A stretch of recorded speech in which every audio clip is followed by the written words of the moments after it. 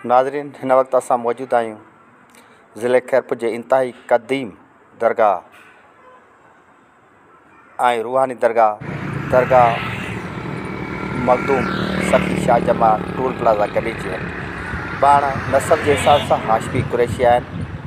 संदसि तालिक़ सुल्तानुल तारखीन हमीदुद्दीन मदफून मौज शरीफ़ मुल्तान जन जा पोटा आहिनि ऐं हिन जी वॾी सुञाणप जेकी आहे उहा मखदूम गौस बावल ज़िक्रिया रहमतुल्लाह जा ख़ासि ख़लीफ़ा आहिनि। शुहाबुद्दीन फारूकी मोहम्मद बिन कासिम 712 में जॾहिं सिंध आयो उनखे सेवण जो गवर्नर बणायो। उन जे ख़ानदान जा ॿ गुलाब बदरुद्दीन फारूकी ऐं अबू सईद फारूकी सदर ख़ासि मुरीद हुया।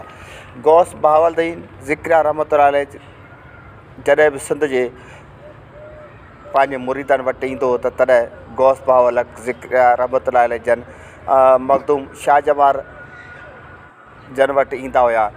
हिकु भेरे जॾहिं हू आया त ही ॿई भाइर बदरुद्दीन ऐं अबू सईद फारूकी जेके रियाज़तूं करे रहिया, वणनि जा पन खाई रहिया, पेरू खाई रहिया त गौस बहावल ज़िक्रिया रहमतुल्लाह मुर्की खेसि ॾोथीड़ा कोठियो हुयो। हीअ दरगाह पंहिंजे रूहानी निस्बत सां तमामु घणी पुरानी मक़बूल ऐं पुराणी आहे।